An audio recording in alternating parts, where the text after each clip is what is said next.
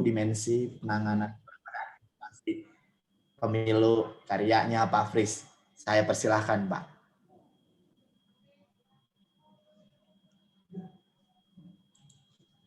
Oh, Pak Saiful.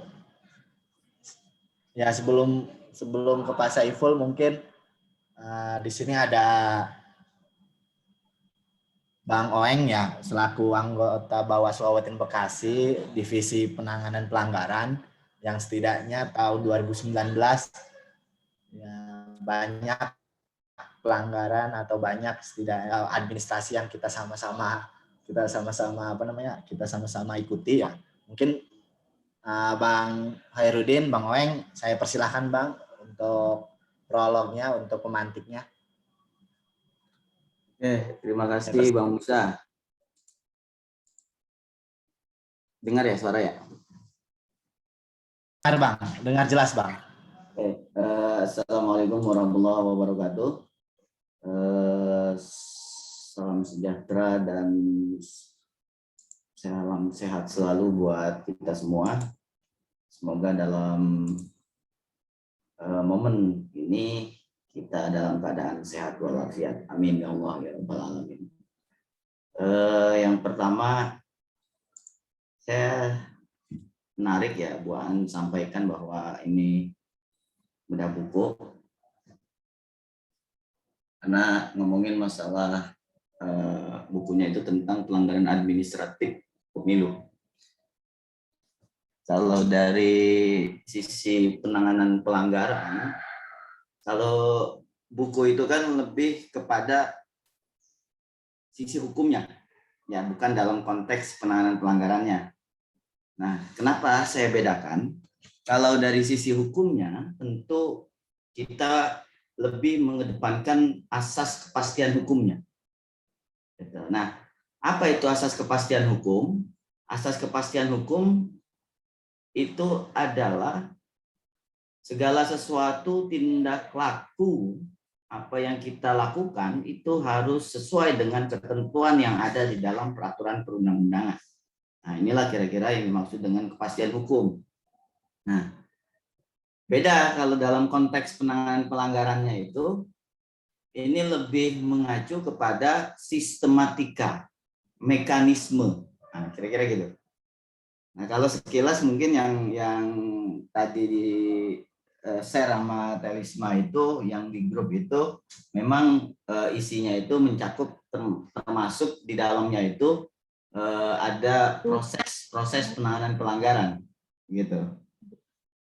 Namun karena tadi Bang Musa menyampaikan ini pengalaman kita di 2019 yang baku hantem gitu ya. Jadi saya membedakan itulah gitu kan. Nah, apa yang kita bahas ini dari sisi hukumnya gitu, dari asas kepastian hukumnya. Nah, sedikit saya gambarkan bahwa memang jujur apa yang hari ini kita bahas ini sebenarnya tesis saya banget, gitu. Ya, jadi sedikit saya gambarkan. Sebenarnya substansinya sama sama buku dari Pak Fritz ya. Yang pertama terkait masalah pemilu demokratis, gitu kan. Kalau dalam tesis saya itu saya menggambarkan negara hukum demokratis. Kalau dalam tesis saya. Nah, apa itu yang dimaksud dengan negara hukum demokratis? Tentu ada istilah menurut para ahli nih, negara hukum tanpa demokrasi ini kacau balau. Gitu. Pun sebaliknya, negara demokrasi tanpa hukum ini berantakan. Gitu.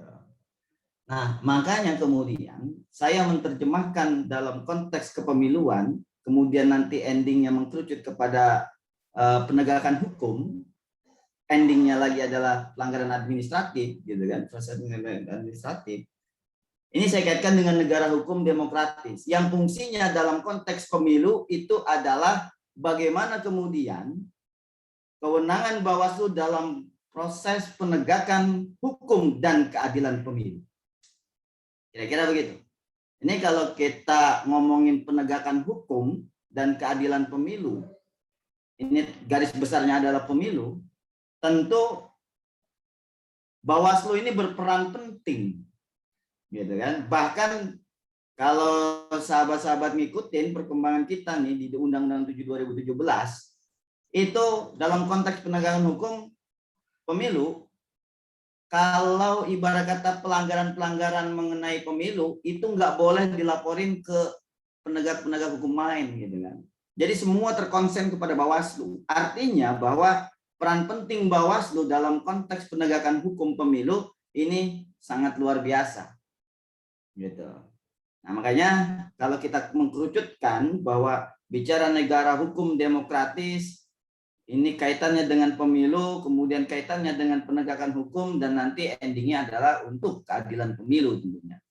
Ngomongin masalah keadilan, ini tentunya kita nggak bisa lepas dari asas hukum yang namanya equality before the law, persamaan di depan hukum, kira-kira itulah. Nah, ini sangat menarik sebenarnya kalau kita bahas dari awal, yang kemudian endingnya nanti konteksnya pelanggaran administratif.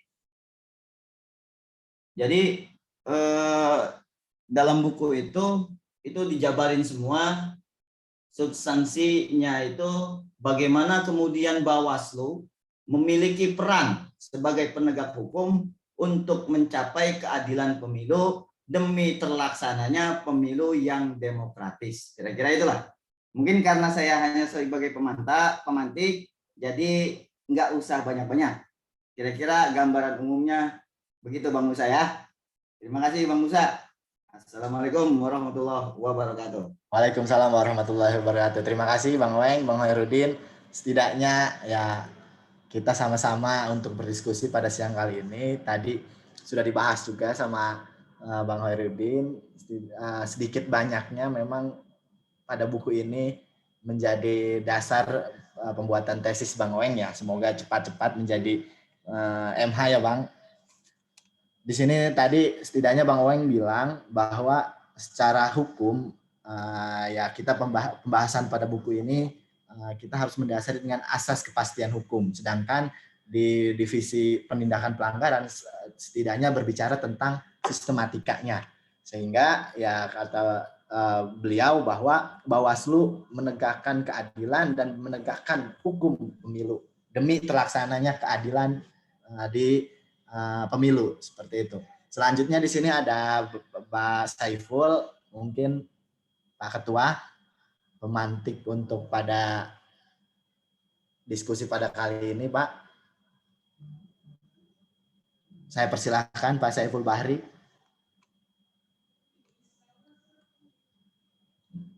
Mungkin belum bisa ya connect. Langsung aja mungkin ke materi pada siang kali ini ya, tentang pembahasan buku Pak Fris, Dimensi Hukum Penanganan Administrasi Pemilu. Saya persilahkan Ibunda kita, Ibu Aan Hasan. Saya persilahkan, Bu. Terima kasih Bang Musa. Assalamualaikum warahmatullahi wabarakatuh. Yang terhormat Ketua Bawaslu Kabupaten Bekasi, yang saya hormati pimpinan Kabupaten Bekasi, ada Bang Hoirudin, yang saya banggakan rekan-rekan staf sekretariat semuanya. Terima kasih untuk waktu dan kesempatan yang diberikan. Jadi dalam mengisi WFH 100% itu ya, saya menemukan secara tidak sengaja buku ini. Ya, buku ini setelah saya di tengah kegalauan di mana letak Bawaslu dalam penanganan pelanggaran pemilu, dalam hukum penanganan pelanggaran pemilu pada khususnya gitu ya. Lalu saya baca, ternyata buku ini saya pikir ini bagus ya, pertama untuk menambah khasanah kepustakaan kepemiluan ya, baik untuk dibaca oleh semua pengawas atau staf atau komisioner yang berkecimpung di bidang pengawas pemilu ya. Setelah itu buku ini juga baik untuk sebagai salah satu rujukan bagi yang sedang membuat skripsi atau tesis ya. Di sini Pak Fritz menyusun bukunya berdasarkan banyak buku juga ya. Jadi tinjauan ke pustakanya saya hitung ada 75 buku ya, dan ada 17 peraturan perundang-undangan. Beliau Pak Pris penulis menyusunnya menggunakan dasar-dasar penulisan karya ilmiah ya. Baiklah, buku ini mangga di-share terdiri dari 7 bab ya, ya. Karya penulisnya Fritz Edward Siregar, penerbitnya Konstitusi Pers ya, Konstitusi Press atau Konpres, cetakan pertama tahun 2020 ya. Lanjut di sini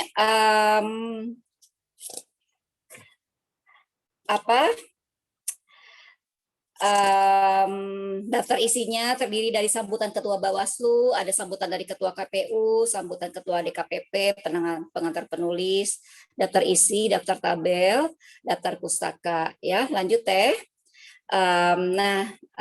izinkan saya. Oh iya, ini nanti pendahuluan dan sebagainya ya, terdiri dari 7 bab ya, pendahuluan, bab 2, bab 3, bab 4. Nah, di bab 5 ini tata laksana penanganan pelanggaran administrasi pemilu nanti akan dibawakan oleh Saudara Musa ya.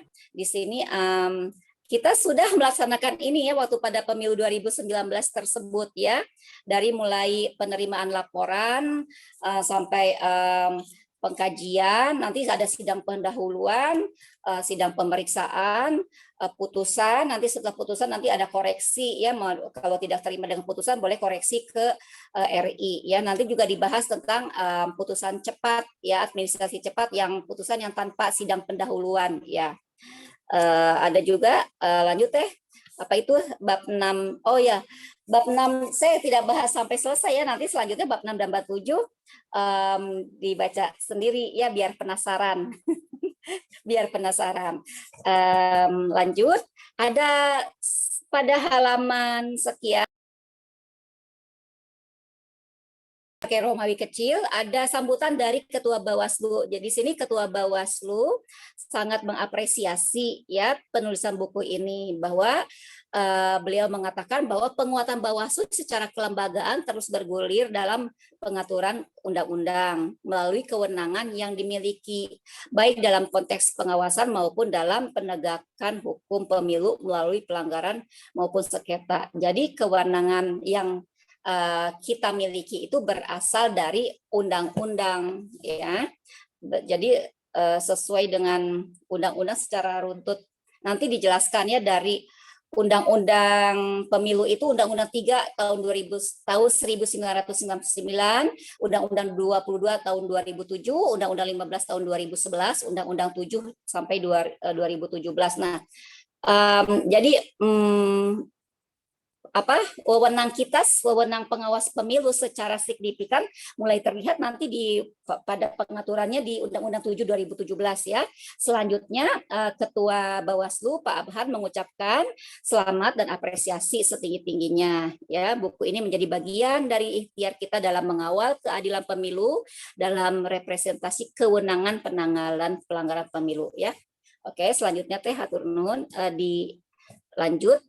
Nah, kemudian sambutan dari Ketua KPU ya Pak Arief Budiman, beliau mengatakan bahwa proses penegakan hukum dalam pelanggaran administrasi mengalami transformasi dari pengaturan sebelumnya. Jadi dari undang-undang ke undang-undang selanjutnya terus saja mengalami transformasi dan terus mengalami penguatan ya, mengalami Bawaslu dalam proses penegakan hukum pemilu, karena buku ini menjadi bahan dari rekaman tertulis perjalanan pelaksanaan penanganan pelanggaran administrasi yang dilakukan oleh Bawaslu dan jajarannya. Ini rekam jejak Bawaslu dalam penanganan pelanggaran terdapat di bab 6 ya.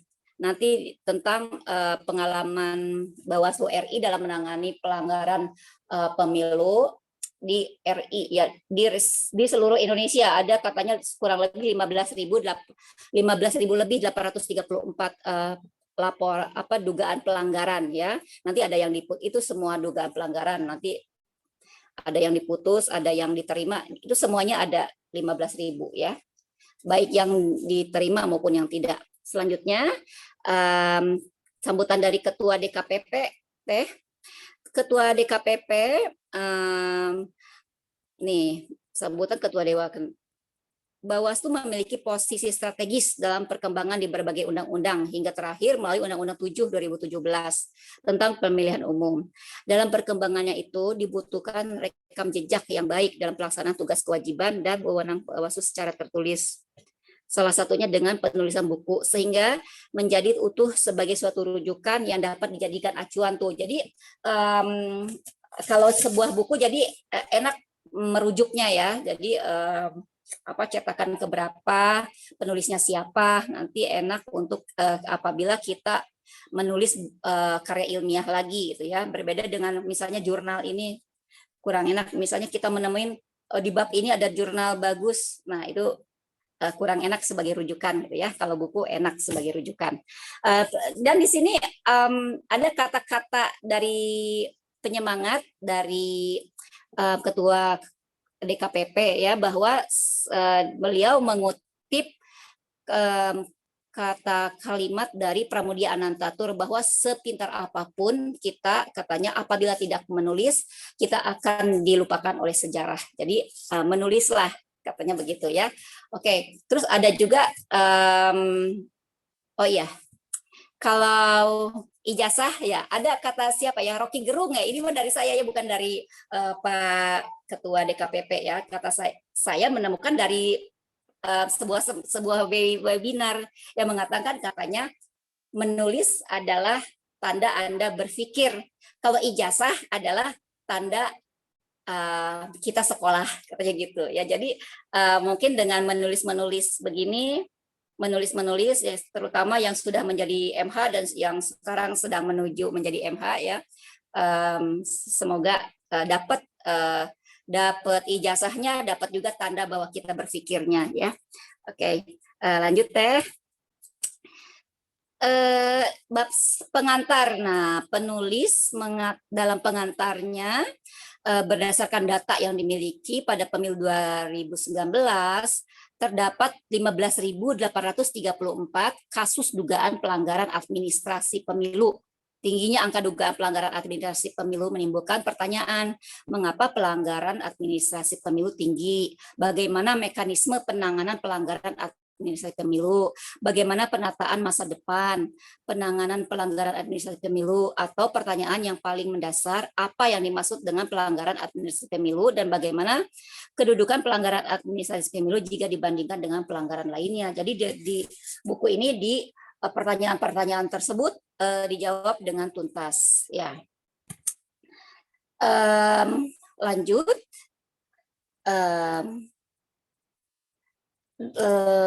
selanjutnya ke bab 1 aja ya. Bab 1 ini penulis membaginya dalam beberapa subbab, yaitu ada pembuka wacana, bahwa beliau mengatakan kehadiran pemilu yang demokratis, bermartabat, dan berintegritas adalah suatu yang mutlak dan tak terelakkan bagi negara hukum yang demokratis. Ini sama dengan karena ilmunya sama ya, sama dengan tesis yang karya Bang Oeng nih. Dikatakan demikian karena pemilu dipandang sebagai bentuk paling nyata dari kedaulatan dan tangan. Ini saya tulis footnote-nya. Kenapa? Karena untuk menyampaikan bahwa penulis menulis ini berdasarkan karya tulis lagi, ya, berdasarkan karya tulis lagi ya, ada di bawahnya ya. Jadi ini benar karya ilmiah dan cara penulisannya kita bisa contek konsep negara hukum demokratis, di bawahnya ada lagi karangan Dr. Harjono SH MCL ya. Lanjut. Pemilu demokratis menuntut tersedianya kerangka hukum dan prosedur penyelesaian yang jelas, ya, free and fair, dan tepat waktu dalam kerangka penegakan hukum pemilu terhadap berbagai penegakan hukum pemilu, baik dari segi pelanggaran administrasi, pelanggaran pidana, maupun pelanggaran kode etik penyelenggara pemilu. Bagaimanapun, proses penegakan hukum pemilu adalah proses yang paling penting dalam setiap penyelenggaraan pemilu.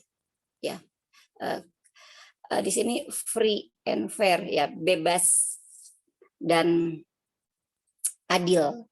Ya, jadi di sini free, bebas, maksudnya setiap warga negara bebas menentukan hak pilihnya gitu, dan adil nanti dimaksudkan dalam penegakan hukum pemilunya, ya.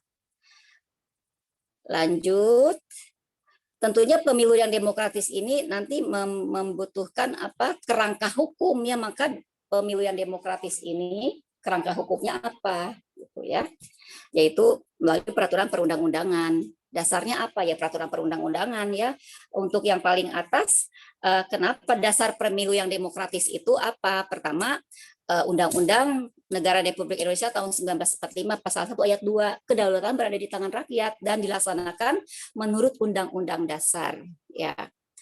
Para negarawan pun sepakat bahwa membangun masyarakat yang demokratis sekaligus pemerintahan yang stabil merupakan the core problem negara berkembang yang sedang menuju ke arah sistem demokrasi. Sistem politik demokrasi merupakan keniscayaan yang dapat dielakkan, karena bagaimanapun juga demokrasi adalah produk dari peradaban. Demokrasi adalah peradaban. Bagi negara yang sedang berkembang, sebagaimana sudah disampaikan oleh beberapa ahli, demokrasi terus mengalami penguatan, ya. Nanti melalui batu uji, nanti melalui pelanggaran-pelanggaran dan bagaimana penegakannya dan sebagainya, ya. Lanjut. Nah, keadilan sebagai parameter pemilu demokratis. Membicarakan tentang pemilu dengan berbagai dinamikanya tidak dapat dilepaskan dari konsep keadilan pemilu. Betapa tidak, keadilan pemilu menjadi spirit utama yang melandasi bekerjanya seluruh tahapan penyelenggaraan pemilu. Keadilan pemilu merupakan instrumen yang digunakan untuk menjamin legitimasi demokrasi dan kredibilitas proses pemilu. Ya. Keadilan pemilu merupakan instrumen yang digunakan untuk menjamin legitimasi demokrasi, ya, dan kredibilitas proses pemilu. Ya, lanjut teh.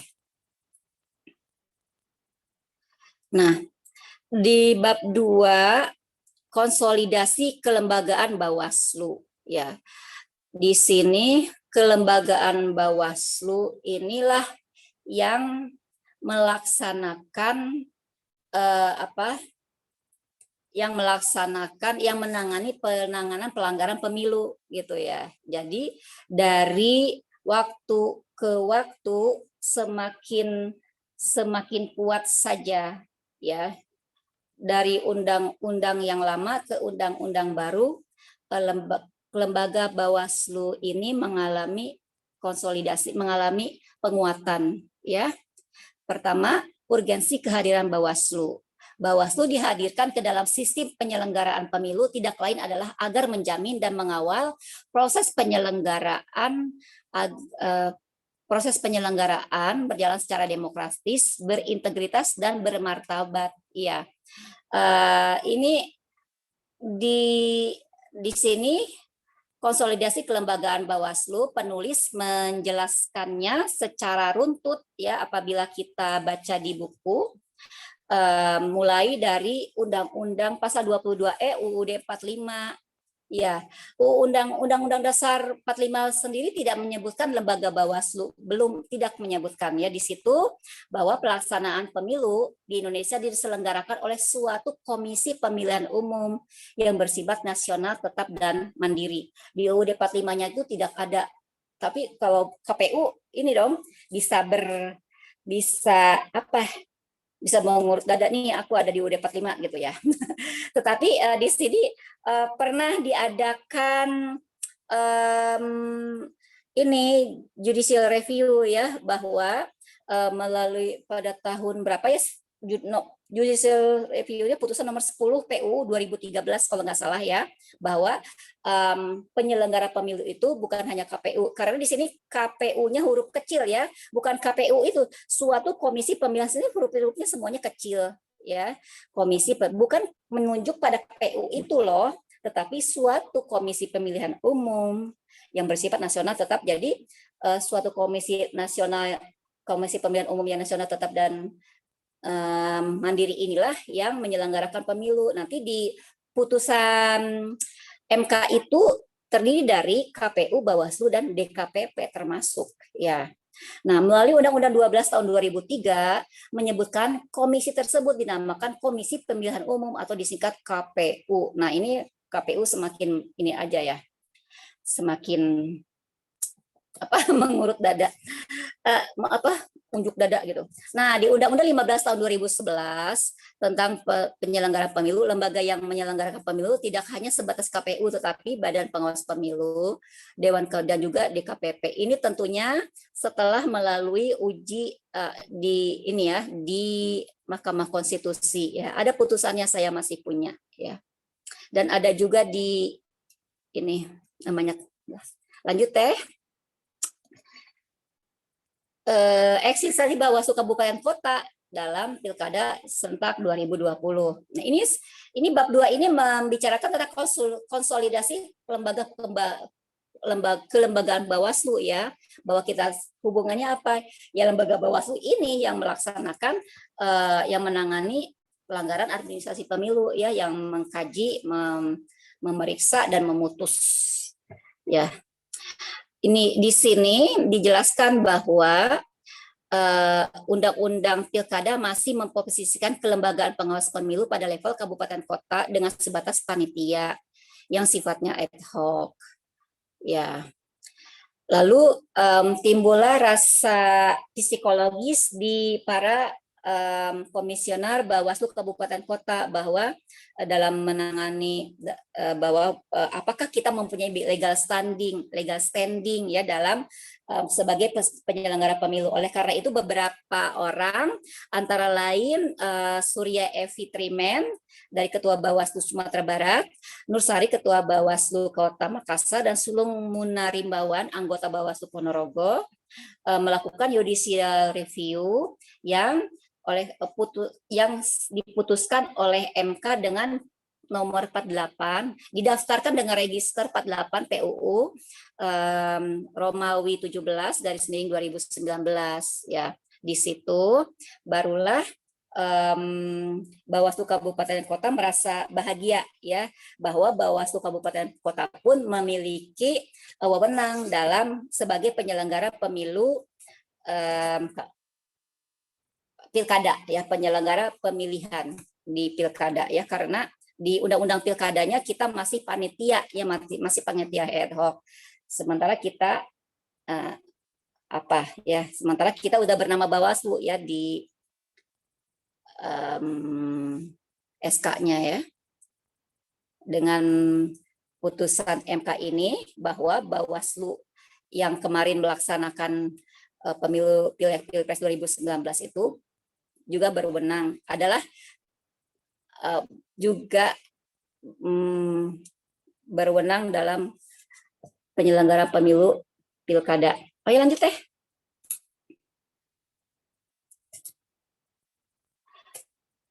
Di sini bab 3 pelembagaan pelanggaran administrasi pemilu. Kalau tadi itu masih pelembagaan Bawaslu-nya ya. Sekarang masuk ke pelembagaan pelanggaran administrasi pemilunya. Ya, pelanggaran. Dalam optik kajian demokrasi, pemilu digunakan sebagai salah satu parameter dalam mengukur demokratis tidaknya suatu negara. Karena melalui pemilu, 1, eksistensi kedaulatan rakyat tetap terpelihara. 2, hak-hak warga negara dapat disalurkan secara tertib dan berkala serta terkonsolidasi secara baik. 3, mekanisme memperbarui perjanjian sosial warga negara dan pembentukan kelembagaan demokrasi dapat terlaksana. Ya. Lanjut. Apa itu? Selanjutnya pelembagaan pelanggaran administrasi pemilu ya. Dalam dimensi politik hukum, dihadirkannya lembaga pengawas pemilu untuk memastikan pemilu dilakukan dengan tata cara, prosedur yang telah ditentukan dalam peraturan perundang-undangan. Pemilu didesain untuk dilaksanakan secara jujur dan adil, tanpa sedikit pun mereduksi hak-hak warga negara untuk memilih dan dipilih. Di sisi lain, pemilu didesain dengan kerangka tahapan sebagai satu kesatuan penyelenggaraan pemilu. Di sini pelembagaan pelanggaran administrasi pemilu, penulis memaparkannya secara runtut dari undang-undang terlama ke undang-undang yang paling baru ya. Dikatakan bahwa pada Undang-Undang 3 tahun 1999 tentang pemilihan umum, di dalam pasal 26-nya hanya menyebutkan tugas dan wewenang Panwaslu adalah mengawasi semua tahapan penyelenggaraan pemilu, menyelesaikan sengketa atas perselisihan yang timbul dalam penyelenggaraan pemilu, dan menindaklanjuti temuan, sengketa, dan perselisihan yang tidak dapat diselesaikan untuk dilaporkan kepada instansi penegak hukum. Jadi wewenangnya baru itu dilihat di C-nya, menindaklanjuti temuan, sengketa, dan perselisihan yang tidak dapat diselesaikan untuk dilaporkan kepada instansi penegak hukum. Diteruskan, jadi kita sebagai seperti kantor pos hanya meneruskan saja ya. Oke, lanjut. Selanjutnya undang-undang selanjutnya adalah Undang-Undang 12 tahun 2003 tentang pemilihan, tentang Pileg, dan Undang-Undang 23 tahun 2003 tentang Pilpres. Kedua undang-undang ini belum secara jelas membedakan bentuk-bentuk pelanggaran pemilu. Namun Undang-Undang 12 2003 maupun Undang-Undang 23 2003 telah membedakan laporan dan temuan. Pelanggaran dalam kategori laporan pelanggaran yang bersifat sengketa menjadi wewenang mandiri Panwaslu untuk memberikan keputusan yang bersifat final dan mengikat. Laporan temuan pelanggaran yang mengandung unsur pidana diteruskan kepada penyidik. Laporan pelanggaran administrasi diteruskan kepada KPU. Jadi laporan administrasi diteruskan kepada KPU sudah ada sejak Undang-Undang Pileg Pilpres tahun 2003 ya. Selanjutnya dalam keputusan Panwas nomor 11 tahun 2003 tentang klasifikasi pelanggaran pemilu anggota DPR, DPD, dan DPRD, dan keputusan 26 2004 tentang klasifikasi pelanggaran pemilu presiden dan wakil presiden, Panwaslu mendefinisikan pelanggaran administrasi sebagai pelanggaran terhadap ketentuan masyarakat yang diatur dalam undang-undang dan ketentuan lainnya yang dimuat oleh penyelenggara pemilu. Pengertian ini sebelumnya hanya menegaskan bahwa pelanggaran di luar pidana adalah pelanggaran administrasi. Jadi menurut keputusan Panwaslu tahun 2003, ini Panwaslu itu Bawaslu RI ya. Karena Bawaslu RI pada tahun 2003 belum merupakan lembaga yang permanen. Ya, Bawaslu RI baru menjadi lembaga pemilu yang permanen sejak Undang-Undang 22 tahun 2007. Ya, nanti kalau Undang-Undang 15 tahun 2011 itu Bawaslu provinsi menjadi lembaga yang permanen. Nah, Undang-Undang 7 2017 barulah Bawaslu kabupaten kota menjadi lembaga pengawas yang permanen ya. Lanjut ya. Lanjut teh. Pelembagaan oh ini udah ya. Nah, pelembagaan masih. Nah, ini undang-undang yang lebih baru lagi tentang Pileg Pilpres ya, Undang-Undang 8 tahun 2012 dan Undang-Undang 42 tahun 2008, definisi pelanggaran administrasi pemilu yaitu pelanggaran terhadap ketentuan undang-undang ini yang bukan merupakan ketentuan pidana dan terhadap ketentuan lain yang diatur dalam peraturan KPU. Jadi apa itu definisi pelanggaran administrasi pemilu, yaitu yang bukan pelanggaran yang bukan pidana dan ketentuan lain yang diatur dalam peraturan KPU ya.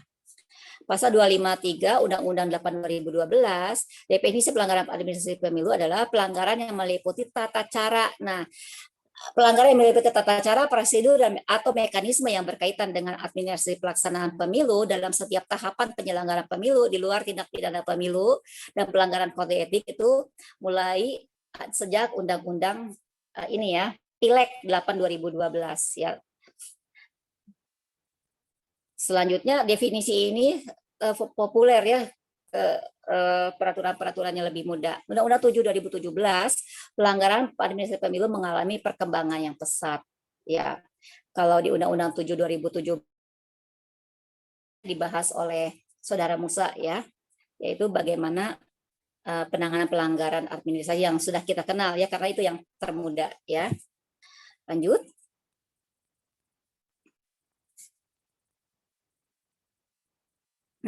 Bentuk pelanggaran administrasi pemilu.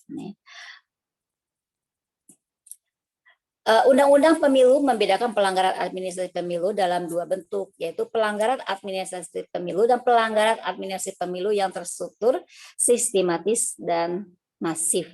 Ya, menurut Perbawaslu 8 tahun 2018, pelanggaran administrasi pemilu adalah perbuatan atau tindakan yang melanggar tata cara. Nih, mulai ini sejak Undang-Undang Pileg ya. Tata cara, prosedur, atau mekanisme yang berkaitan dengan administrasi pelaksanaan pemilu dalam setiap tahapan penyelenggaraan pemilu. Pelanggaran administrasi pemilu TSM adalah perbuatan atau tindakan yang melanggar tata cara, prosedur, atau mekanisme yang berkaitan dengan administrasi pelaksanaan pemilu dalam setiap tahapan.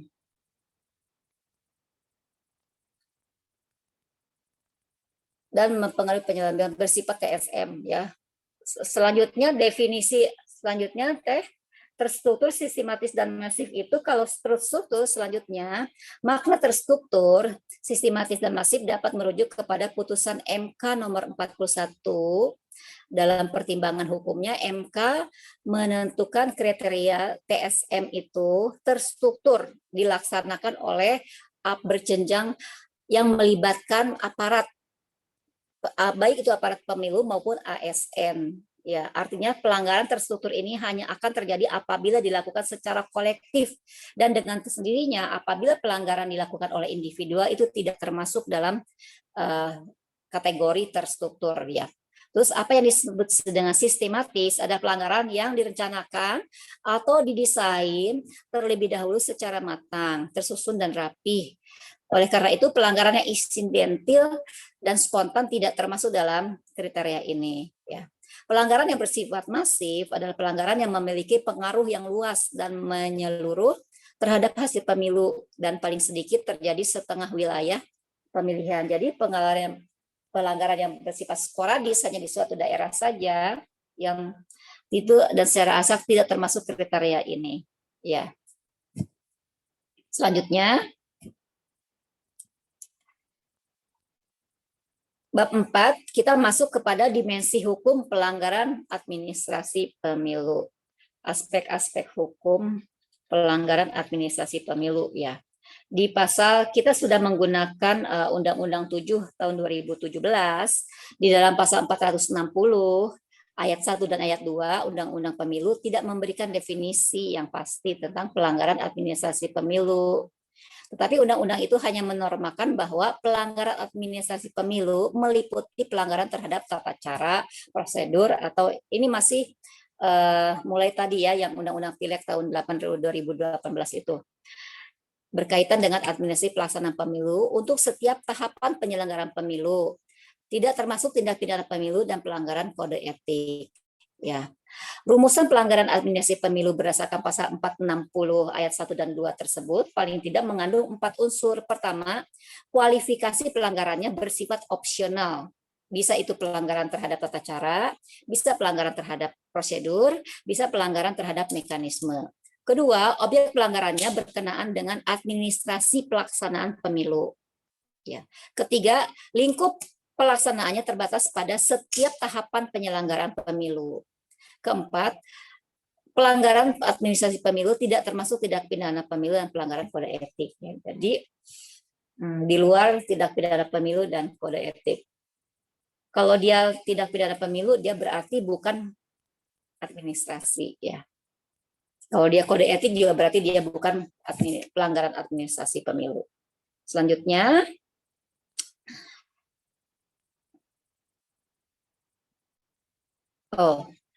ini dimensi masih wewenang penyelesaian pelanggaran pemilu. Wewenang penyelesaian pelanggaran pemilu berdasarkan undang-undang, berdasarkan undang-undang kami berdiri gitu ya, yaitu pasal 95 huruf B, Bawaslu berwenang memeriksa, mengkaji dan memutus pelanggaran administrasi pemilu. Jadi wewenang kita memeriksa, mengkaji dan memutus pelanggaran administrasi pemilu ada di undang-undangnya ya.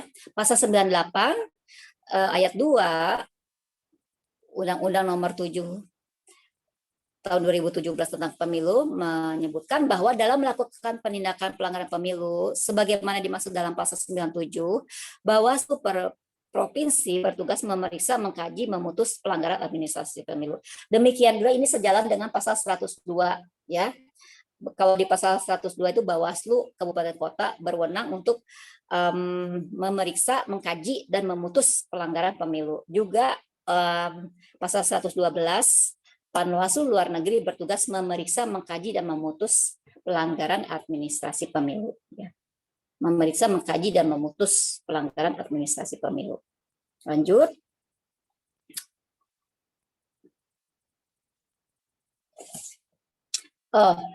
Di masalah dimensi hukum pelanggaran administrasi pemilu, selanjutnya penulis memasukkan subbab pembuktian dan alat bukti ya. Dalam pasal 27 pembuktian pasal Jungto pasal 50 Perbawaslu 8 tahun 2018 tentang penyelesaian pelanggaran administrasi pemilu ditentukan bahwa alat bukti dalam sidang pemeriksaan pelanggaran administrasi pemilu dapat berupa keterangan saksi, surat atau tulisan, petunjuk, dokumen elektronik, surat pelapor atau keterangan terlapor dalam sidang pemeriksaan dan atau keterangan ahli. Ya. Selanjutnya pasal 28 menyebutkan keterangan saksi merupakan keterangan yang diberikan oleh seseorang yang melihat, mendengar secara langsung dan atau mendengar secara langsung dan atau mengalami terjadinya perbuatan. Lanjut, sudah ya? Jadi yang saya tuliskan di sini pada alat bukti surat dan tulisan, nah ini alat bukti surat tulisan dituangkan dalam bentuk salinan yang dibubuhi materai secukupnya pada setiap dokumen sesuai dengan peraturan perundangan yang berlaku. Sedangkan alat bukti berupa dokumen hasil pengawasan dapat ditunjukkan dan dilampirkan dalam bentuk salinan dan pengawas pemilu dalam pemeriksaan atas permintaan majelis pemeriksa. Ya.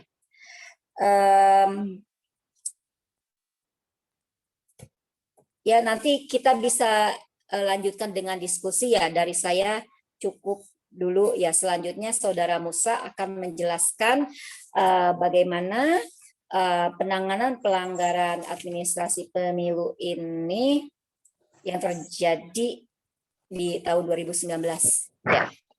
Berdasarkan peraturan perundang-undangan yaitu Undang-Undang 7 2017. Ya, terima kasih. Lebih dan kurangnya mohon maaf. Assalamualaikum warahmatullahi wabarakatuh. Nanti kita lanjutkan dulu oleh Saudara Musa, nanti selanjutnya kita bisa diskusi. Ya.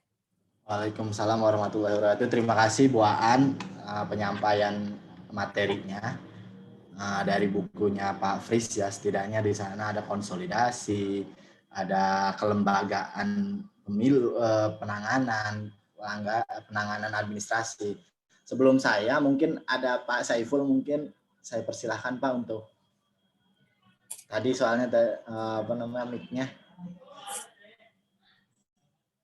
Pak Saiful.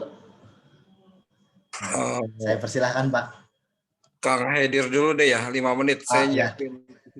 Iya Pak, terima kasih Pak. Nah, sebelumnya tadi sudah disampaikan oleh Bu Aan dari bab 1 sampai bab 4. Mungkin kalau saya lebih enak sih memang ya di pojok pengawasan ada bukunya Pak Fris ya. biar kita sama-sama tahu untuk jika memang buku ini jadi referensi mengenai proses penanganan baik secara pandangan asas kepastian hukum yang tadi Pak Bang Weng bilang maupun secara penindakan pelanggarannya melalui sistematikanya seperti itu. Mungkin ada sedikit PowerPoint yang bisa saya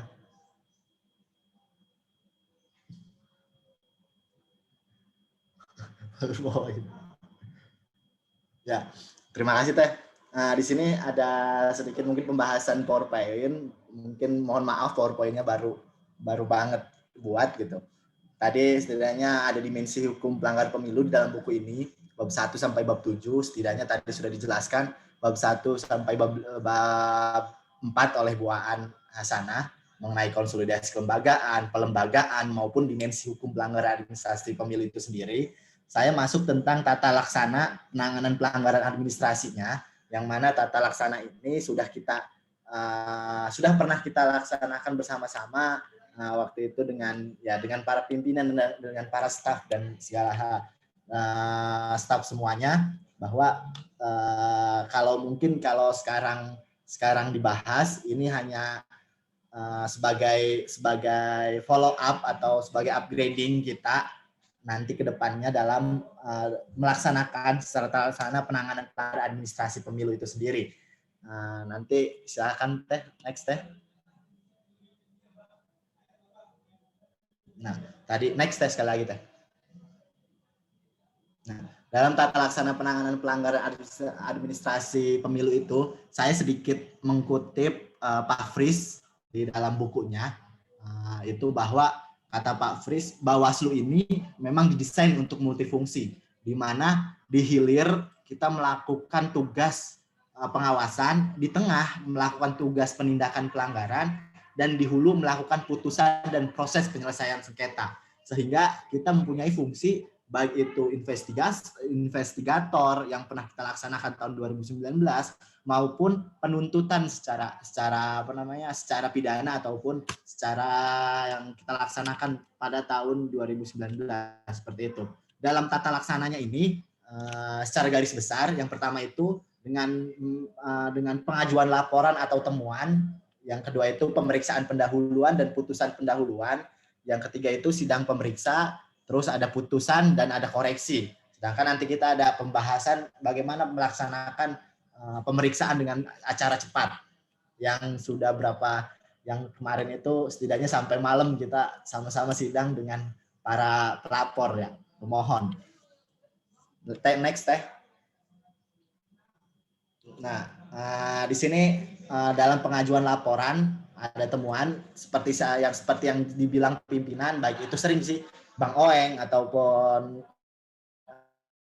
sebenarnya Bu Aan, setidaknya sering bilang bahwa kita itu mempunyai dua pilihan laporan dan kedua itu melalui temuan itu dari pengawas pemilihan, sedangkan dari laporan itu dari pelapor warga negara yang mempunyai hak pilih, seperti itu. Melapor setidaknya 7 hari dari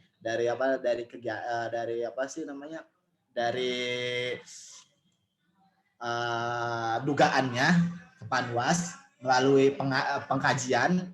Di pengkajian ini ada pemberkasan, ada klarifikasi, ada pengumpulan alat bukti ataupun melakukan pembahasan.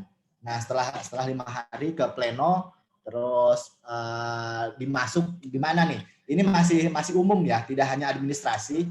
Ketika pleno ini, apakah ini termasuk bukan pelanggaran atau administrasi atau tindak pidana atau kode etik ataupun sengketa? Yang sebenarnya sih ini nanti dengan teman-teman PP ya, dengan teman-teman penindakan divisi PP ataupun semua staf ya, kemarin juga sudah dibahas oleh Bang Oeng ya, untuk kita membuatan video dalam melaksanakan bagaimana nih alur penanganan pelanggaran. Karena di sini pembahasannya tentang administrasi, kita lanjutkan Teh. Next Teh. Di sini pengajuan laporan dan temuan. Di sini yang sudah kita laksanakan gitu di tahun 2019, di mana petugas penerimaan laporan yaitu ya kita sebagai Badan Bawaslu Kabupaten yang mana mengisi form, meminta dan menerima fotokopi KTP serta dokumen bukti dan lainnya, baik secara secara material maupun formil dan material terpenuhi, dan ketika semuanya sudah bukti-bukti dan peristiwa segala macam diisi dalam form B1 ya, pemeriksaan laporan tersebut mengisi B3 sebagai tanda terima. Setelah itu adanya kajian awal. Kajian awal ini dilakukan oleh staf hukum yang sudah dibentuk waktu itu di tahun 2019, yang mana dilakukan oleh anggota pengawas pemilu, dilakukan paling lama 2 hari untuk sejak laporan diterima. Setelah laporan diterima, diregister dikaji, dilaksanakan paling lama 2 hari, terus dituangkan dalam form B5 kajian tersebut dan menentukan keterpenuhannya syarat formil maupun material, jenis pelanggaran, diregistrasi atau tidak, pelimpahan dan menyatakan laporan telah ditangani oleh pengawas pemilu. Jadi pada kajian awal ini setidaknya sudah mengevaluasi atau sudah menentukan apakah terpenuhnya syarat formil maupun material yang si pelapor mengisi ketika mengisi B1. Nah, ketika laporan memenuhi syarat formil dan material, maka diregistrasi dan ditaruh di mading atau istilahnya disebarluaskan. Terus ketika laporan belum memenuhi syarat formil material, maka ada perbaikan laporan. Nah, perbaikan laporan ini paling lama 3 hari sejak laporan diterima. Nah, perbaikan laporan ini pertama itu selama 3 hari ini pelapor memperbaiki, berarti otomatis diregistrasi kalau memang terpenuhi syarat formil dan materialnya. Sedangkan ketika pelapor tidak memperbaiki, otomatis tidak terregistrasi atau tidak memenuhi syarat formil dan material. Terus dalam kajian awal ini juga merupakan adanya pelanggaran administratif. Ketika memang ini pelanggaran administratif, maka diselesaikan sesuai perbawaslu mekanisme yang ada di kabupaten kota, yaitu mekanisme Perbawaslu 8 tahun 2018, atau ketika pilkada yang terbaru mungkin kalau pilkada itu Perbawaslu 9 tahun 2020 mengenai sistematika penyelesaian sengketa administrasi pemilu. Terus ketika laporan telah ditangani pengawas pemilu, kalau sudah laporan, misalkan kalau laporan ini sudah ditangani diselesaikan di Panwascam ataupun di tataran sudah selesai gitu di Bawaslu Kabupaten Kota, yang mana makanya ketika sudah ditangani maka dihentikan atau sudah selesai, seperti itu. Next slide.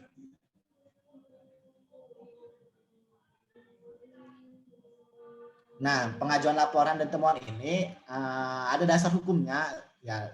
Kalau ini nomor 7 tahun 2018, Perbawaslu nomor 7 tahun 2018, ini sistematika dalam masih menyeluruh, yang mana pelapor itu adalah warga negara Indonesia yang punya hak pilih, peserta pemilu atau pemantau pemilu. Terus laporan disampaikan paling lama 7 hari sejak peristiwa diketahui, yang memenuhi syarat formil. Syarat formil itu apa saja? Pertama, identitas pelapor, identitas terlapor, batas waktu penyampaian dan sesuaian tanda tangan. Terus syarat materialnya ada uraian peristiwa, kejadian, waktu dan tempat peristiwa, saksi dan bukti. Seperti itu, Teh. Lanjut. Nah, dalam pemeriksaan pendahuluan putusan, ini sudah masuk ketika memang sudah masuk, ini adalah pelanggaran administrasi pemilu misalkan. Nah, pemeriksaan pendahuluan yang pertama, belum TSM ya, ini masih pelanggaran pemilu biasa atau pelanggaran administrasi biasa. Di sini makanya bedanya dengan ini, setidaknya adanya pemeriksaan pendahuluan saat sebelum sidang administrasi yang dilakukan Bawaslu, memeriksa dengan seksama apakah dugaan pelanggaran administrasi pemilu memenuhi syarat untuk dilanjutkan. Seperti yang saya bilang, bahwa untuk pemeriksaan pendahuluan ini apakah syarat-syarat yang sudah terpenuhi, baik itu syarat formil maupun material, untuk melanjutkan ke sidang administrasi pemilu itu. Di sidang administrasi pemilu itu sudah ada di aturannya bahwa di dalamnya ada majelis pemeriksa, ada asisten pemeriksa, maupun ada sekretaris pemeriksa dan notulensi. Di sini setidaknya sudah ada job yang sudah disediakan, seperti itu. Terus untuk putusan pendahuluan yang dilakukan Bawaslu, putusan ini bersifat apakah menolak akan dilanjutkan ke sidang administrasi ataupun menerima dugaan pelanggaran administrasi tersebut sehingga dilaksanakan secara sidang administrasi. Lanjut untuk pendahuluan. Nah, sidang perkara. Nah, sidang pemeriksa ini yang mana sudah saya sampaikan bahwa di dalamnya ada majelis pemeriksa, ada asisten, ada sekretaris maupun notulensi, yang mana itu semua ditangguhkan atau dijabat oleh pimpinan Bawaslu Kota yang sudah pernah kita laksanakan. Di sini dalam sidang pemeriksa ini melakukan proses persidangan administrasi dengan menghadirkan terlapor bukan pemohon. Ada pelapor, ada terlapor maupun pihak terkait dalam proses dugaan pelanggaran administrasi pemilu. Seperti itu. Lanjut Nah, putusan dan koreksi. Ketika memang sudah mempunyai putusan yang inkrah atau dalam artian putusan yang memang sudah keluar, yang dikeluarkan oleh majelis pemeriksa tadi, majelis hakim penanganan pelanggaran administrasi, bisa dilakukan oleh si terlapor atau untuk melakukan proses koreksi sesuai dengan masa koreksi dan peraturan perundang-undangan yang berlaku, baik itu Perbawaslu yang tadi sudah saya jelaskan dan aturan yang berlaku. Next terakhir pemeriksaan dengan acara cepat. Yang ini yang sudah kita laksanakan hampir beberapa perkara tahun 2019 kemarin, kita melaksanakan sidang secara cepat acara cepat, yang mana acara ini setidaknya peristiwa atau kejadian yang mendesak, jadi harus diputuskan pada hari yang sama dengan terjadinya peristiwa atau paling lama 3 hari sejak permohonan diajukan atau laporan diajukan, di mana ketika memang mendesak itu pemohon terus tidak lagi dalam artian tadi kan sudah langsung di sini pemeriksaan berkas. Pemeriksaan berkasnya itu yang syarat formulir material, terus langsung registrasi terjadi, terus musyawarah, dalam artian musyawarah ini pleno pimpinan. Ketika memang pleno pemimpinan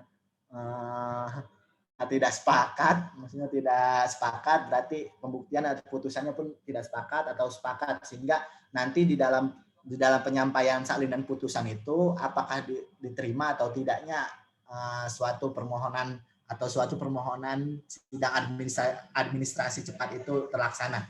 Next, terakhir, ini contoh formulir ADM 22 yang sudah kita keluarkan. Salah satu contohnya seperti ini, putusan acara cepat pelanggaran administrasi pemilu. Next, terima kasih, Sufran. Thank you. Jadi mungkin itu saja penyampaian dari saya. Mungkin untuk menindaklanjuti yang tadi sudah disampaikan oleh Bu Aan dan saya, kita diskusi sama-sama. Setidaknya di sini ada Bang Khairuddin, ada Pak Saiful, ada teman-teman staf hukum maupun staf hukum PP dan teman-teman yang lain. Setidaknya ini pembelajaran ketika memang kita sama-sama dalam tataran lembaga yang tadi sudah disampaikan sebagai pengawas, sebagai penindakan pelanggaran, saling bersinergi, sehingga pada hari ini saya buka diskusi. Mungkin ada penyampaian dari Pak Saiful. Baik, terima kasih Pak siapa ya? Saya nyebutnya Kang Haidir ya. Kang Haidir Musa, nuhun atas waktu dan kesempatannya. Mohon maaf tadi sempat miss saat buka link mic malah keluar. Pas masuk lagi mic-nya nggak bisa dibuka, dan yang ketiga keluar lagi baru bisa. Alhamdulillah pada sore hari ini kita bisa melakukan acara lagi, walaupun masih sifatnya internal. Saya masih berharap ke depan kita masih bisa membuka diri untuk memberikan acara-acara yang sama dengan yang lain. Artinya kalau bahasa orang sononya mah kita jangan gede di kandang atau inklusif. kita sudah waktunya untuk eksklusif, untuk membuka diri bersama teman-teman Bawaslu Kabupaten Kota lain. Yang kedua, saya merespon positif apa yang dilakukan teman-teman di Hukum Humas Datin, khususnya inisiatif dari Bunda. Mana nih Bunda fotonya? Ya Bunda, terima kasih banyak sudah menginisiasi bedah buku. Intinya bedah buku ini tentang kurang lebihnya tentang proses penanganan pelanggaran administrasi yang ditulis oleh Pak Kordev Hukum Bawaslu RI, Pak Fritz Edward Siregar. Saya tidak pada kompeten mengomentari buku ini, selain memang saya bukan backgroundnya hukum. Saya pikir ada Pak Hoer yang memang fan terhadap tesisnya, dan saya pikir harusnya lebih banyak memperdalam secara ilmu hukum di pembahasan ini. Saya hanya coba ingin memberikan gambaran atau mengingat kembali kepada kita semua, khususnya saya, tentang bagaimana proses perjalanan kita dari 2018, 2019, dan sampai sekarang, di mana kita diberi amanah menurut Undang-Undang 7 2017 tentang pemilu, yang tertuang di pasal 460 ya, sampai dengan pasal 465 menyangkut pelanggaran administrasi itu, kita bisa jalankan sesuai dengan apa yang menjadi amanahnya. Tentunya rujukan kita Perbawaslu yang mengatur tentang itu. Teman-teman sekalian, sebagai pengingat saja bahwa Bawaslu punya kewenangan menangani pelanggaran. Pelanggaran pemilu yang kita tahu ada 3 jenis yang kita pahami sampai sekarang, yaitu administrasi, pidana, dan etik. Untuk pidana dan etik tentunya sudah kita bahas di kesempatan yang lain. Hari ini Bu Aan ingin mengangkat bukunya Pak Fritz tentang administrasi. Khusus di kita, penanganan administrasi hampir panen ya 2019 itu, dan banyak sekali. Yang tidak ada di kita itu hanya penanganan administrasi yang TSM. Yang TSM kemarin tidak ada laporan maupun penanganannya, seingat saya begitu. Mohon maaf kalau seandainya ada kesalahan ya, minta dikoreksi. Tapi kalau pelanggaran administrasi biasa, itu seingat saya pasca penetapan atau rekapitulasi itu kita banjir penanganan pelanggaran administrasi. Pertanyaan-pertanyaan atau paling tidak pemantiklah buat kita semua. Yang pertama, kenapa penanganan administrasi di kita kemarin itu justru mau di akhir ketika rekap? Sehingga mengakibatkan tidak tereksekusinya putusan kita. Perlu digarisbawahi, semua putusan kita kemarin tidak tereksekusi, kecuali yang putusan menyangkut PPK itu, teguran tertulis. Mungkin bisa dilihat di divisi penanganan pelanggaran, beberapa sudah dieksekusi. Tapi putusannya dalam pengertian katakanlah PPKX, melanggar administrasi, bla bla bla, yang harusnya itu bisa dikoreksi, itu tidak bisa karena rekapitulasi sudah lewat, berjalan sampai dengan tingkat provinsi dan RI, dan semuanya hampir bisa dipastikan diarahkan ke MK. Nah, itu menjadi satu PR gitu loh. Harusnya di tesisnya Bang Oeng nih masuk nih. Kalau saya penguji, saya mau uji itu sebetulnya. Itu satu. Terus yang kedua, ada penanganan pelanggaran biasa, pelanggaran administrasi biasa yang bermula pintunya dari divisi pengawasan tentunya, yaitu menyangkut temuan yang ranahnya dikelola oleh divisi pengawasan. Dan adanya laporan, begitu juga itu ranahnya divisi penanganan pelanggaran. Pemantiknya sejauh mana berupa laporan khususnya berupa temuan itu diproses di pelanggaran administrasi. tinggal dicoba dibuka-buka lagi file-file kita, berapa banyak sih temuan itu kita proses penanganan administrasi. Dan yang ketiga, ini mungkin yang kemarin sempat jadi bahan diskusi cukup hangat ketika tahapan kampanye. Ada penanganan pelanggaran yang cukup banyak, yaitu penanganan pelanggaran pemasangan alat peraga yang seyogianya itu masuk dalam tahapan penanganan pelanggaran administrasi, eksekusinya dieksekusi, tapi secara administrasi penanganannya tidak dilakukan. Nah, ini coba otokritik buat kita. Seingat saya, terakhir itu harusnya penanganan alat peraga kampanye itu dimasukkan ke dalam penanganan pelanggaran administrasi, entah berupa temuan atau mungkin laporan, ditangani, diputuskan, baru dieksekusi begitu. Jadi kalau kita mah eksekusi langsung tanpa ada putusannya gitu. Sebetulnya kalau bisa di-kick balik, Bawaslu waktu itu sepertinya bisa dengan prosedur di DKPP. Hemat saya, koreksi nanti kalau seandainya memang salah.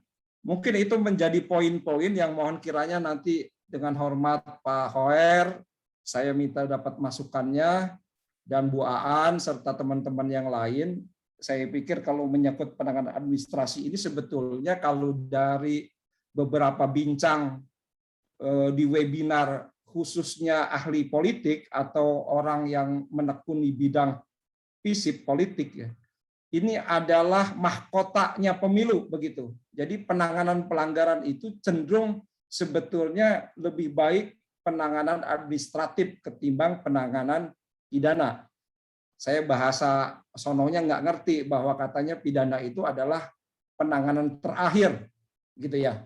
Tapi administrasi ini dikedepankan begitu karena dalam berpolitik itu atau pemilu itu lebih elegan lewat administratif. Tapi sudahlah itu menjadi perdebatan di ranah luar yang memang sudah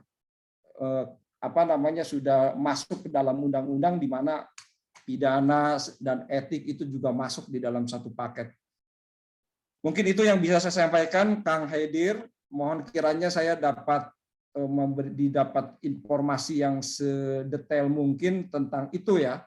Walaupun udah sebentar lagi jam 4, saya akan bergeser juga ikut kegiatannya SKPP, tapi ada sekitar 20 menit ke depan minta untuk diberikan gambaran pertanyaan saya yang 3 itu, karena secara teoretik kita yakin udah ngerti semualah, tinggal baca perbawaslunya, baca undang-undangnya, pokoknya yang bukan pidana dan yang bukan etik yaitu administratif, kan begitu ceritanya. Nah, tinggal bagaimana berproses penanganannya, dan ada beberapa catatan yang tadi saya ungkapkan, ada 3 catatan itu. Mohon kiranya saya kembalikan ke Kang Haidir. Nuhun, makasih. Ya. Terima kasih Pak. Mungkin ini kan Bang Oeng sudah buka kamera, sudah siap-siap, mungkin saya persilakan Bang Oeng.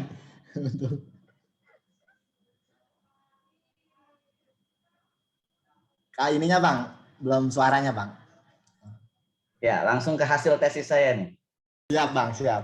Nih, yang pertama, berdasarkan tadi apa yang dipaparkan secara teoritis Bang Musa, secara aturan, kemudian yang disampaikan ke Ketua, ini ternyata memang ada perlu dikuatkan aturan teknis yang menyangkut hal-hal yang tadi mungkin disampaikan. Yang pertama, dalam proses pelanggaran administratif, ini perlu dipahami dulu,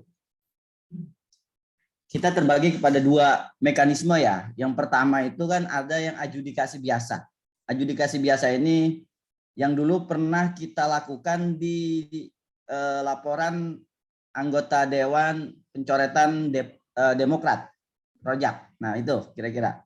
Itu adjudikasi biasa. Nah, yang kedua adalah adjudikasi cepat melalui penyelesaian cepat. Nah, yang penyelesaian cepat ini ada 2 kategori. Yang pertama menyangkut kampanye, yang kedua menyangkut rekapitulasi hasil, gitu kan? Nah, menyangkut kampanye, ini administrasi cepat itu bisa langsung diselesaikan di tempat sebenarnya, dengan bahasa rekomendasi langsung dari Panwaslu kecamatan yang kemarin kita pernah lakukan. Hanya rekomendasi ini kan sifatnya bukan eksekutor, bukan eksekusi, gitu kan? Sehingga secara stakeholder yang ada, kelembagaan kerjasama dengan Pol PP ini juga hanya sebatas rekomendasi gitu. Berarti kan ada aturan yang perlu teknis ya, perlu kita dikuatkan di dalam Bawaslu. Itu terkait masalah kampanye. Nah, yang kedua tentang administrasi cepat yang pernah kita lakukan, ini menyangkut masalah tindak lanjut dari putusan kita. Contoh misalkan di dalam putusan kita itu memerintahkan untuk ada perbaikan. Sementara KPU Kabupaten Bekasi ini sudah mengetok palu. Nah, di sini sebenarnya kalau kita melihat pada aturan pada undang-undang itu kan wajib tiga hari setelah putusan dibacakan itu dilakukan. Tapi dengan adanya kendala di sana, hampir rata-rata KPU Kabupaten Kota untuk menindaklanjuti putusan Bawaslu terkait masalah perolehan hasil itu tidak dilakukan dengan alasan keputusannya katanya sudah dikeluarkan, sudah ditetapkan, sudah dibawa ke Bawaslu Provinsi, ke KPU Provinsi, ke KPU RI. Nah, artinya kan ada perlu diatur teknis gitu loh, Bang. Ya kan? Ini yang tidak bisa kita pahami. Ya. Jadi seolah-olah ketika kita mengeluarkan kemarin ada 10 kasus partai yang menginginkan sebenarnya ada perubahan lah gitu kan. Contoh kecil saya angkat yang dalam tesis saya Demokrat, Wiwin Winingsih berantem sama Akhdar gitu kan. Ini kan sama-sama calon Demokrat, sama-sama calon provinsi gitu. Nah, ini seolah-olah ada penggelembungan. Nah, ketika kita menyatakan bahwa PPK itu bersalah secara administratif, sah dan meyakinkan, tapi ternyata di KPU udah selesai gitu kan. Ini KPU nggak bisa mengeksekusi. Padahal di dalam bukunya Prince itu bahwa putusan Bawaslu itu sifatnya itu eksekutorial, gitu.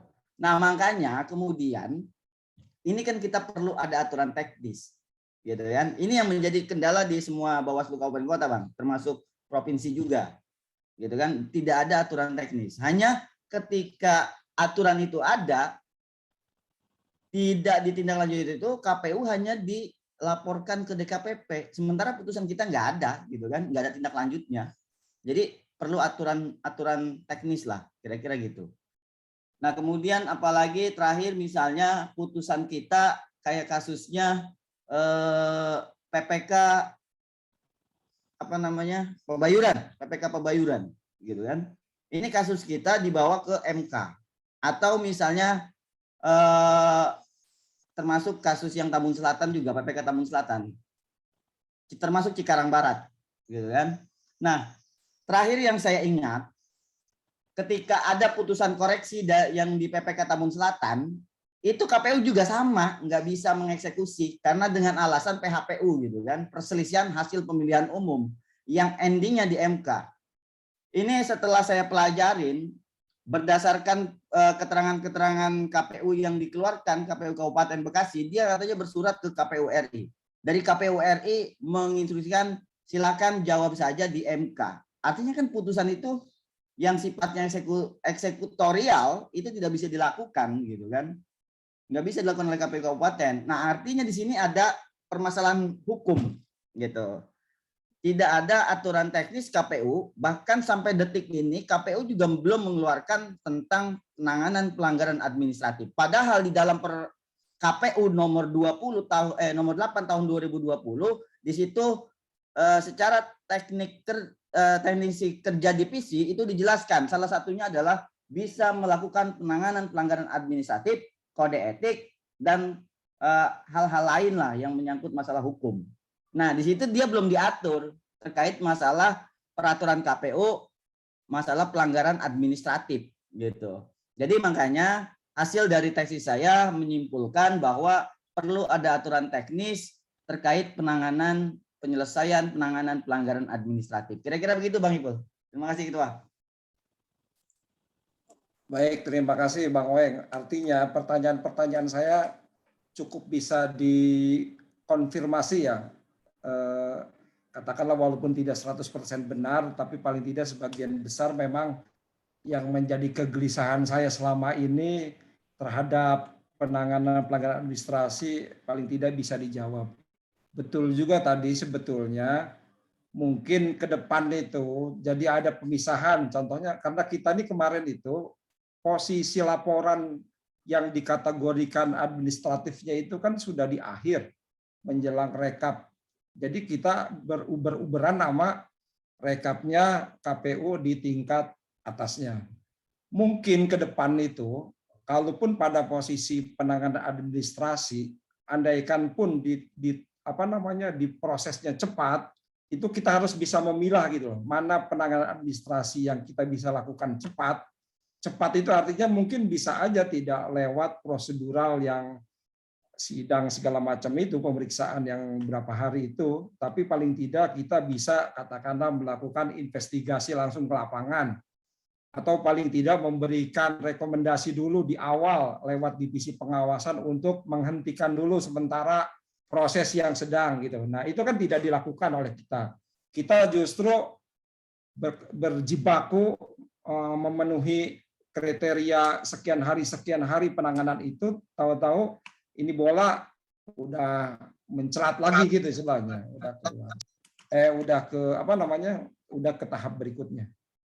Itu gambar lagi main game apa lagi main ngeliatin itu si Ipan. Jadi ke depan intinya bahwa penanganan administrasi kalau seandainya memang bisa, Bang Haidir, Bang Ibel nih ya yang sering, atau Bang siapa, Ahyar, kalau memang bisa memberikan rekomendasi dari hasil diskusi ini, mangga gitu loh. Artinya sebagai masukan ke provinsi maupun ke nasional untuk perbaikan. Karena secara teoritik penanganan administrasi kalau di awal-awal itu relatif enak gitu ya. Tapi kalau udah di last minute, apalagi memang ranah penanganan pelanggaran PHPU itu menjadi ranahnya MK, nah itu sepertinya menjadi ruang abu-abu yang nyaris menurut saya ibaratnya kemarin itu nyaris putusan kita kecuali yang sanksi PPK ya, nyaris tidak ada satupun yang akhirnya bisa tereksekusi itu oleh KPU. Mungkin itu, terima kasih banyak Bu Aan dan Bang Oeng yang sudah memberikan informasi tentang penanganan pelanggaran. Terima kasih. Ya, terima kasih Pak Ketua, Bang Oeng, atas tadi pemantiknya. Terus ada pertanyaan, setidaknya memang perlu banyak rekomendasi dari kita dari bawah untuk pimpinan yang di atas gitu, setidaknya dalam melaksanakan penanganan pelanggaran administrasi, baik itu administrasi biasa maupun TSM. Mungkin dari staf atau staf ingin bertanya atau ngasih masukan, Bang Ahyar, Bang Zainal Fatah, Kak Evi, Elina, Bang Ajis, Bang Fahmi, Bang Haikal, Tetika, Bang Ivan.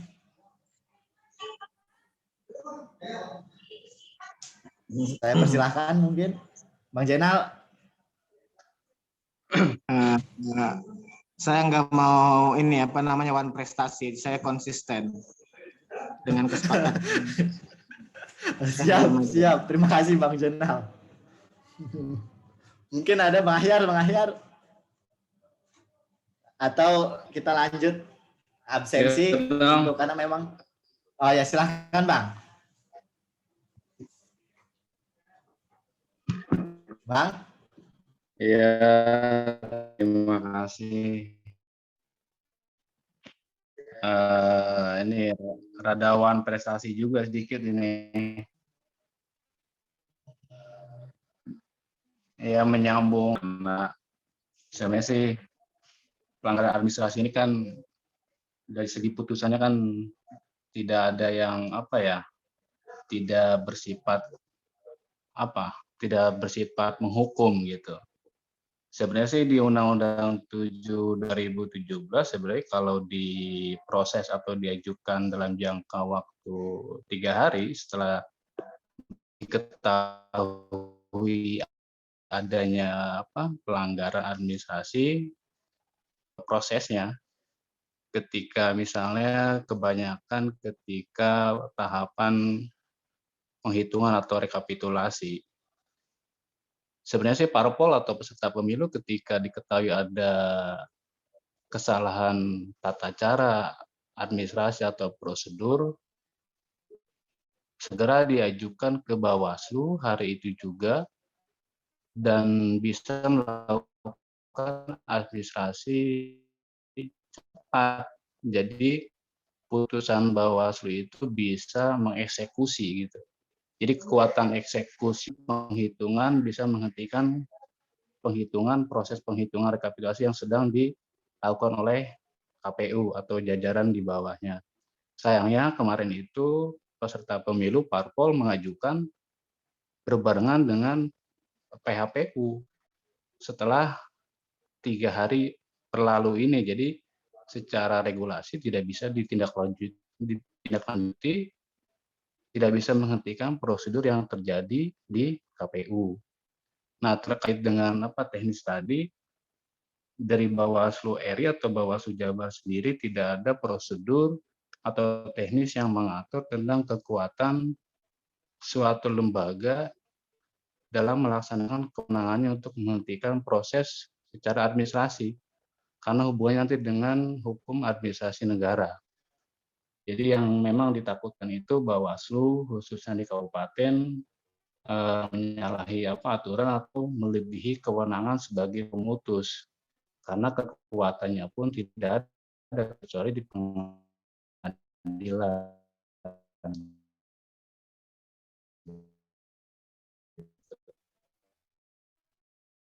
Jadi memang perlu ada dibuat regulasi khusus yang lex spesialis terkait dengan administrasi. Kalau perlu ditambah dengan 3 hari, tambah 4 hari jadi 7 hari gitu. Mungkin bisa memangkas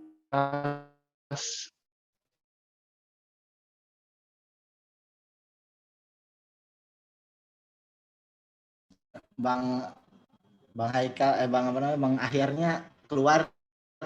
Mungkin terima kasih untuk Bang Ahyar karena memang tiba-tiba keluar. Mungkin ada Mau sedikit ya, tanggapan dari Ibu Aan atau Bang Oeng. Iya Bang, silakan Bang. Perlu dipahami bahwa dalam konteks hukum administrasi pemerintahan, hukum administrasi negara dengan hukum administrasi yang kita bahas, ini 2 konteks hukum yang berbeda. Kalau dalam hukum administrasi negara atau yang biasa orang hukum nyebut HAN, ini lebih cenderung berdasarkan Undang-Undang Nomor 30 Tahun 2014. Itu di dalamnya dijelaskan tentang masalah kebijakan yang dikeluarkan pemerintah, kewenangan dan atau keputusan yang dikeluarkan oleh pejabat-pejabat negara. Nah, dalam konteks hukum administrasi yang sedang kita bahas, ini adalah konteksnya spesialis. Kalau bahasa hukumnya ini lex spesialis undang-undangnya. Jadi kemarin terakhir saya ikut juga diskusi dengan teman-teman Jawa Timur ya.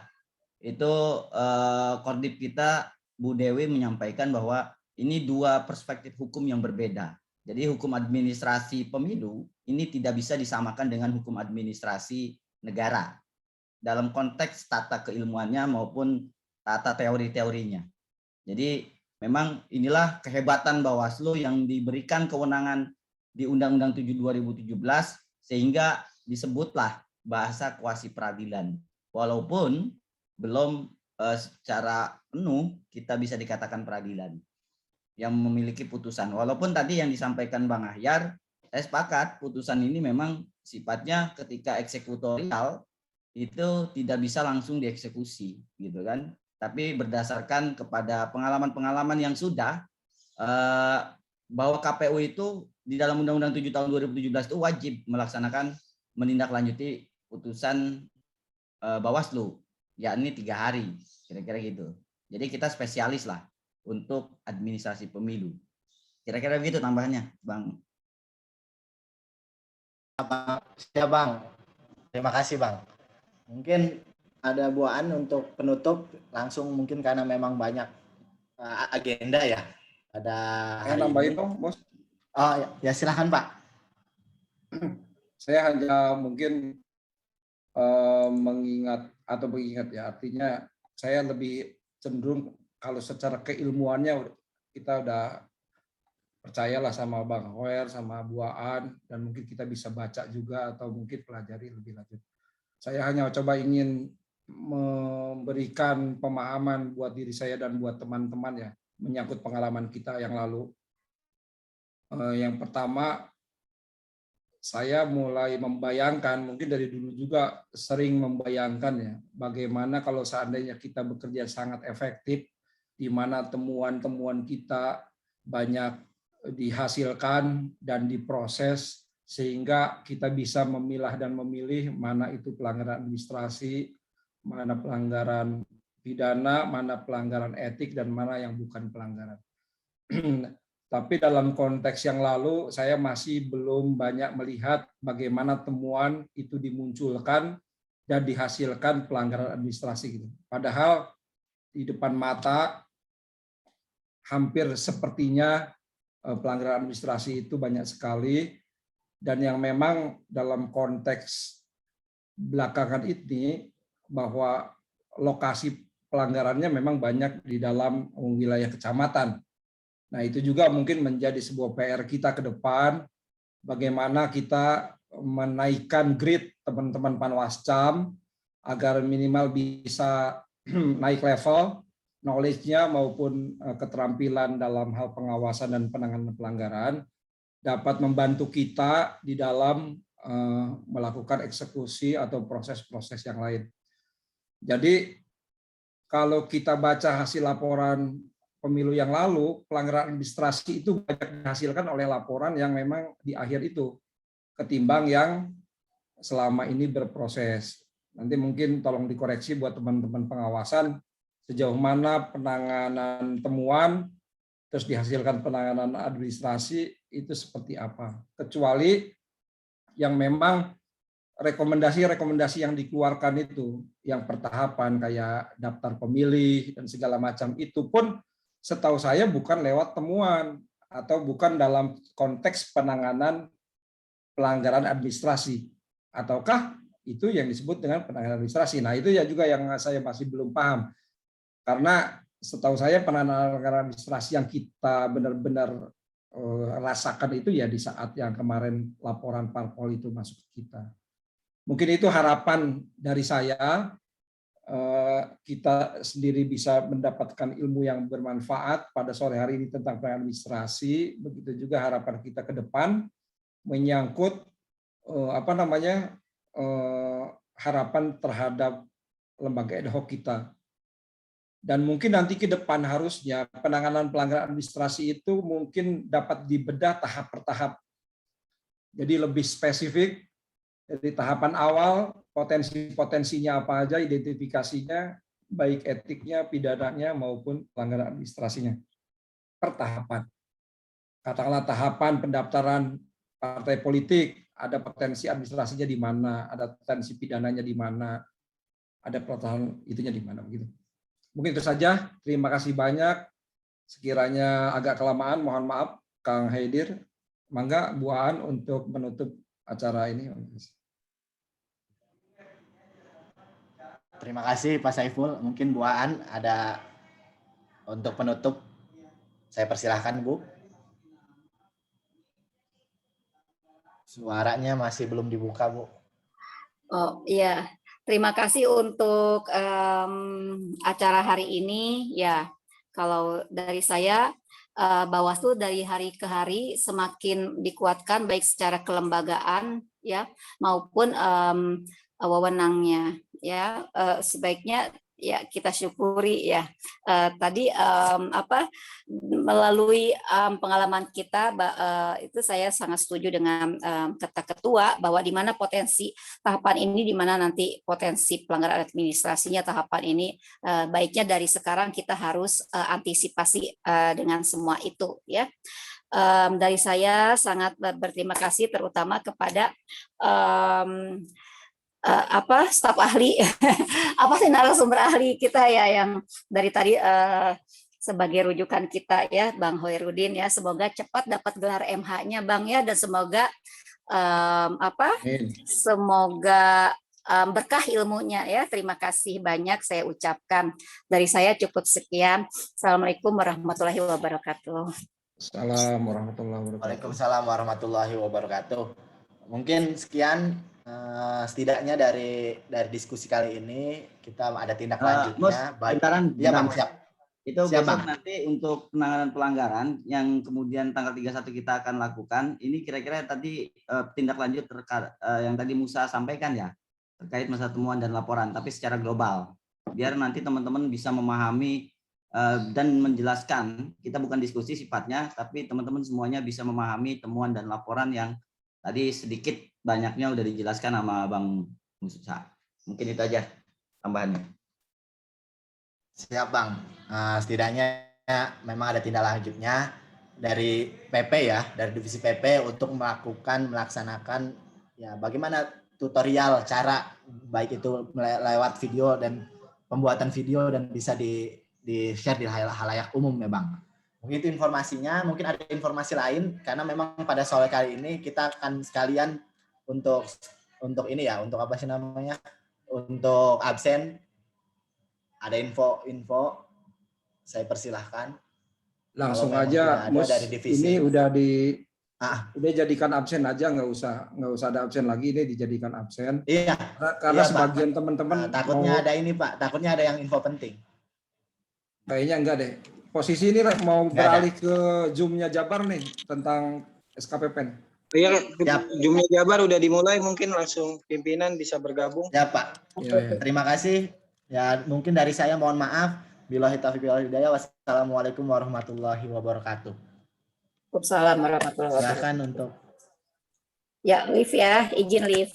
Mohon izin untuk close Zoom meetingnya ya. Terima kasih semua. Wassalamualaikum warahmatullahi wabarakatuh.